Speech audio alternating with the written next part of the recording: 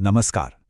चलिए आज एक ऐसी दिव्य कहानी सुनते हैं जो शक्ति को लेकर हमारी सारी समझ को शायद बदल कर रख दे। ये कहानी है ब्रह्मांड की उस पहली ऊर्जा की जिसे सर्वशक्ति स्वरूपिणी कहा गया है।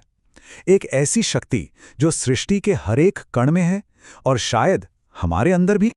तो सबसे पहले एक बुनियादी सवाल, असल में शक्ति है क्या?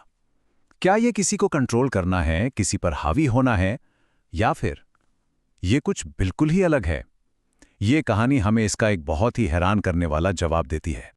हमारी कहानी शुरू होती है ब्रह्मांड की एकदम शुरुआत से। उस पल में जब सब कुछ बस बन ही रहा था, एक आदि ऊर्जा थी जो हर चीज में समाई हुई थी, सबसे दूर के तारे से लेकर सबसे छोटे परमाणु तक। इसी ऊर्जा को जानते हैं सर्वशक्ति स्वरूपिणी के नाम से, जिसका मतलब ही है हर शक्ति का स्वरूप। ये एक ऐसी दिव्य शक्ति है जो किसी रूप या समय के बंधन में नहीं है। वो तो सृष्टि के कण कण में एक साथ मौजूद है, अनंत है, असीम है। जरा सोचकर देखिए, ब्रह्मांड के वो शुरुआती पल जब रोशनी और अंधेरा दोनों ही एक संतुलन ढूंढ रहे थे, तब एक अनंत ज्योति के केंद्र से ये आदि शक्ति प्रकट हुई। ना इसकी कोई शुरुआत थी और ना ही कोई अंत। पर देखिए, जहां भी संतुलन होता है ना, वहां असंतुलन का खतरा तो मंडराता ही रहता है। और यहीं से हमारी कहानी में एक गहरा मोड़ आता है, जब ब्रह्मांड की पूरी लय ही बिगड़ने लगती है। और इस पूरे असंतुलन की वजह बना अभिमर्दन नाम का एक असुर। उसने इतनी कठोर तपस्या की, इतनी शक्ति जमा कर ली कि उसने कुछ ऐसा कर दिखाया जिसके बारे में कोई सोच भी नहीं सकता था। उसने प्रकृति के 5 मूल तत्वों आग, हवा, पानी, धरती और आकाश सबको अपने वश में कर लिया। उसके इस कंट्रोल का असर, अरे वो तो इतना भयानक था कि पूरे ब्रह्मांड में फैल गया। सृष्टि का पूरा ताना बाना ही उधड़ने लगा। आग अपनी गर्मी खोने लगी, हवा भारी होकर थम गई, पानी ने बहना ही बंद कर दिया। और सबसे ज्यादा चिंता की बात तो ये थी कि देवताओं की शक्तियां भी खत्म होने लगी थीं। जब लगा कि अब तो सब खत्म होने वाला है, तब तीनों लोकों ने, स्वर्ग, पृथ्वी और पाताल, सबने मिलकर एक आखिरी उम्मीद की तरफ देखा। हर कोने से हर जीव की बस एक ही आवाज गूंज रही थी। सबने उस आदि ऊर्जा को पुकारा जिसे वो अपनी आखिरी उम्मीद मान रहे थे। और सबकी एक ही प्रार्थना थी, हे आदि शक्ति, ब्रह्मांड की रक्षा करो। और जानते हैं, उस पुकार का जवाब मिला। उस अनंत ब्रह्मांडीय प्रकाश से वो महान शक्ति प्रकट हुई। उनका कोई रूप नहीं था, वो समय से परे थीं, ना कोई शुरुआत ना कोई अंत। लेकिन इस मुश्किल का हल जिस तरह से निकला ना, उसकी तो किसी ने कल्पना भी नहीं की थी।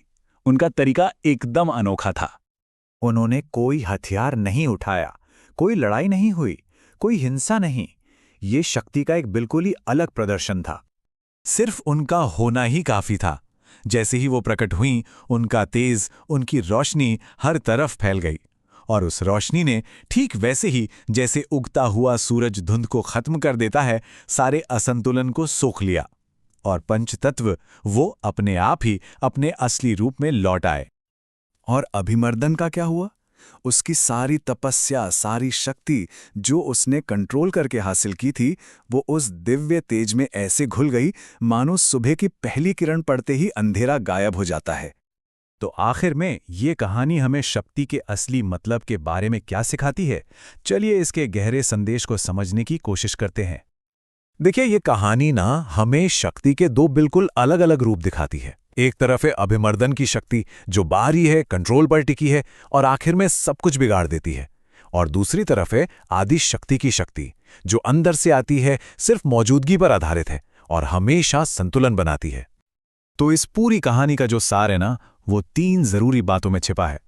पहली बात, असली शक्ति कोई बाहर की चीज नहीं है जिसे हासिल करना पड़े, वो तो हमारे अंदर ही मौजूद है। दूसरी बात, उस अंदर की शक्ति की मौजूदगी ही सच और धर्म को टिकाए रखने के लिए काफी है।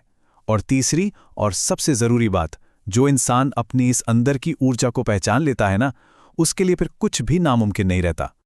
तो आखिर में ये कहानी हमें एक बहुत गहरे सवाल के साथ छोड़ जाती है कि अगर वो अनंत शक्ति, वो सर्वशक्ति स्वरूपिणी ऊर्जा हम सबके अंदर है, तो फिर उसे जगाने का तरीका क्या है? इस पर सोचिएगा जरूर।